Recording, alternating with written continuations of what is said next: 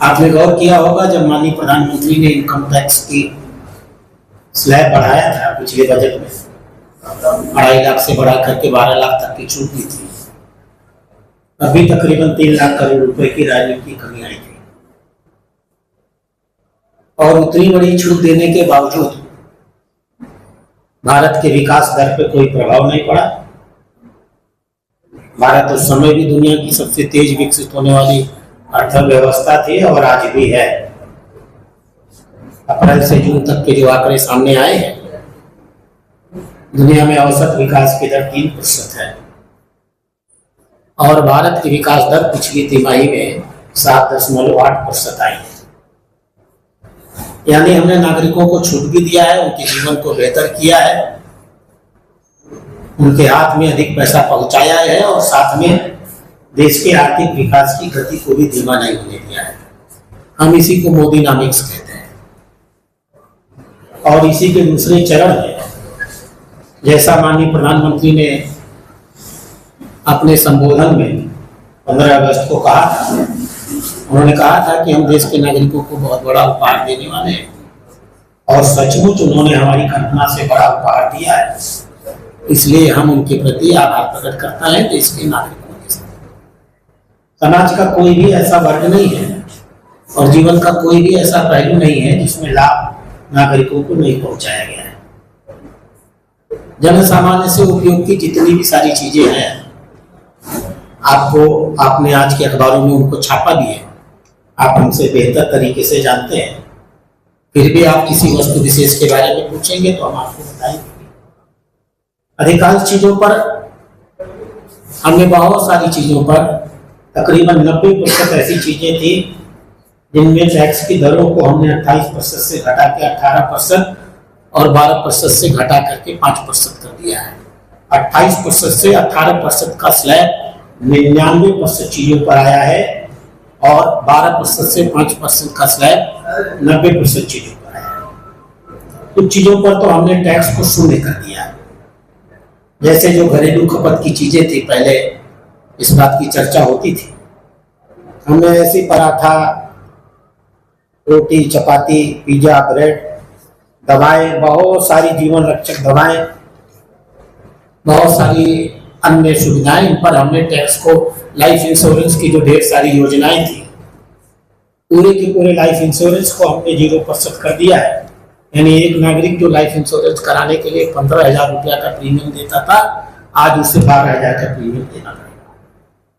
इसी प्रकार से बहुत सारी ऐसी चीज है, मक्खन है, पनीर है, सूखे मेवे हैं, नमकीन, भुजिया और मिश्रण है, कॉर्नफ्लेक्स और अनाज के फ्लेक्स हैं, अचार है, फल और सब्जी के रस है, नारियल का पानी है, बरस की चीनी है, काफी है, सूप, शोरबा है, जो भी आपके जीवन की उपयोगी चीजें हैं, इन सब पर टैक्स की दर को घटा करके 12% से 5% कर दिया गया है। इसी प्रकार से ढेर सारी अन्य चीजें, टॉयलेट के साबुन, टूथ पाउडर, टूथपेस्ट, डेंटल फ्लास, टूथब्रश, हेयर ऑयल, शैम्पू, कंघी, हेयर पीस, बच्चों को दूध पिलाने वाली बोतल, रसोई के बर्तन, सिलाई मशीनें, पुर्जी, मिट्टी के तेल, बच्चों के पढ़ाई में काम आने वाले पाठ्य पुस्तकें, नोटबुक, मानचित्र, Atlas, pencil, pastel, charcoal, pencil sharpener, कागज के डब्बे, कागज के बनी ट्रे, इन सब की दर हमने 12% से घटा करके 5% कर दिया है। बहुत सारी दवाएं, चिकित्सा का जो ऑक्सीजन, डायग्नोस्टिक जो जांच की जो किट्स होती हैं, जो थर्मामीटर आम जीवन में प्रयोग होता है, जो ग्लूकोमीटर आजकल बहुत ज्यादा प्रयोग होता है, इन सब की दर को हमने 5% पर ला दिया है। किसान और सिंचाई के जो ढेर सारे उपकरण होते हैं, जैसे ट्रैक्टर हैं, ट्रैक्टर की टायर ट्यूब है, ट्रैक्टर के पुर्जे हैं, हार्वेस्टर है, थ्रेशर है, मिट्टी तैयार करने और खेत की मशीनरी है, मुर्गी पालन और मधुमक्खी पालन की जो मशीनरी है, जो सिंचाई के लिए स्प्रिंकलर का प्रयोग होता है, जो हैंडपंप है, जो खाद पीने वाली मशीनें हैं, इन सब पर हमने टैक्स की दरों को घटा करके 12 से 5% कर दिया है।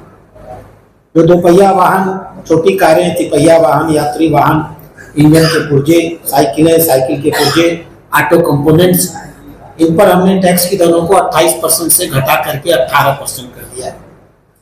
इसी प्रकार से जो टेलीविजन सेट्स हैं, मॉनिटर्स हैं, एयर कंडीशनर्स हैं, डिश वाटर्स हैं, जो सौर वाटर हीटर और सिस्टम है, सोलर कुकर है, इन सब पर हमने टैक्स घटा करके 18% लाने का काम किया है। कुछ चीज़ें ऐसी हैं जो विलासिता की चीज़ें मानी जाती हैं, जो उपयोग न की जाए तो अच्छी होती हैं, उनके उपयोग में थोड़ा बहुत दर बढ़ाया गया है। लेकिन सच्चाई ये है कि वो बढ़ी हुई दर दिख तो रही है कि हमने बढ़ा करके उनको 40% कर दिया। लेकिन चूंकि सरकार ने निर्णय लिया है कि जो 22% का सेस हम आवश्यक रूप से इन सारी चीज़ों को लगाते थे, हम इस 22% के सेस को समाप्त करने वाले हैं। इसलिए 28 और 22 कुल मिलाकर के वो 50% का टैक्स दिया करते थे, उनका भी टैक्स घर अब अधिकतम 40% आ जाएगा। जैसा मैंने आपको पहले बताया, सरकार को 50,000 करोड़ का रेवेन्यू कम आएगा, लेकिन हम नागरिकों को विश्वास दिलाते हैं देश के विकास की गति घटेगी नहीं, हम विकास की नित्य नई नूतन ऊंचाइयों पर बढ़ते चले जाएंगे। यह देश माननीय प्रधानमंत्री का और उनकी नीतियों का, जिस पर पिछले 11 सालों से देश के 144 करोड़ लोग अनवरत विश्वास कर रहे हैं, उनके प्रति आभार प्रकट करते हैं। अब आपको सवाल अगर पूछना चाहिए।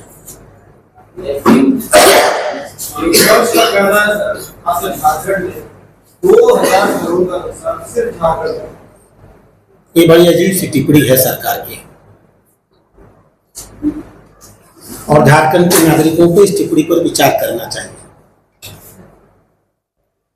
हम जनता के जीवन को बेहतर करने में लगे, हम जनता के टैक्स को घटा रहे हैं, हम चीजों को सस्ता कर रहे हैं। हमें 50,000 करोड़ रुपए का रेवेन्यू लॉस हो रहा है। झारखंड सरकार कह दे कि वो जनता की प्रतिनिधि नहीं है। इस संपूर्ण योजना से झारखंड के नागरिकों का जो लाभ होने वाला है, झारखंड के नागरिकों में हाथ में जो अतिरिक्त पैसा आने वाला है, इस पैसे का उपयोग क्या झारखंड की अर्थव्यवस्था में नहीं किया जाएगा? क्या झारखंड में चीजें नहीं बनेंगी? क्या झारखंड में चीजें बिकेंगी नहीं? क्या इससे झारखंड की सरकार को अप्रत्यक्ष और प्रत्यक्ष सीधे लाभ नहीं होने वाला है? और यदि लाभ नहीं होने वाला है तो भी अगर भारतीय जनता पार्टी जनहित में अपनी आर्थिक समस्याओं को देखने के बावजूद और रेवेन्यू में 50,000 करोड़ का घाटा होने के बावजूद जनहित में यह कदम ले सकती है, तो मुझे आज बहुत शर्म आ रही है कि कोई प्रांतीय सरकार ये कह रही है कि राज्य सरकार का घाटा होगा। आपको तो खुशी होनी चाहिए कि केंद्र सरकार ने आपके नागरिकों का जीवन और बेहतर कर दिया, उनके हाथ में अतिरिक्त आय दे दी। सरकारें राज्य सरकार हो या प्रदेश सरकार हो, यह सब जनहित के लिए बनाई जाती है और जनता के जीवन को बेहतर करना उनका लक्ष्य होता है। वो ये बता दें कि हमारा लक्ष्य सिर्फ कर अदा कर लेना है, हम सिर्फ इसलिए सरकार में आए हैं कि हम सिर्फ नागरिकों से कर और टैक्स वसूलते रहेंगे और उसका अपने निजी हित में उपयोग करते रहेंगे।